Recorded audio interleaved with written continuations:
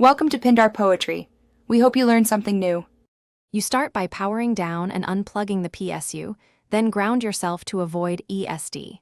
Once done, open the case and remove the GPU from its PCIe slot. Make sure to disconnect any auxiliary power cables first. Put the card on an anti-static surface and lay out tools: magnetic screwdriver, spudger, and a small container for screws.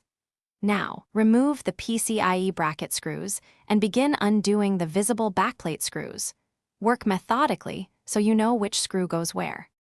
You continue by unscrewing the backplate in a star or alternating pattern to relieve tension evenly. Place each screw in a labeled tray. Once screws are out, lift the backplate slowly. If it resists, check for hidden screws near the power connector or bracket. As you separate it, note thermal pads and their thickness. You will either reuse or replace them to maintain contact. Make sure not to flex the PCB. Inspect standoffs and clean old adhesive or thermal residue with isopropyl alcohol.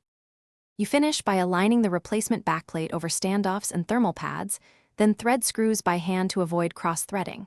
Tighten in an alternating pattern to moderate torque. Do not over-tighten. Reinstall the GPU into the PCIe slot, reconnect power cables, close the case, and power on. Once booted, monitor GPU temperatures and fan behavior. Make sure driver's load and artifacting is absent.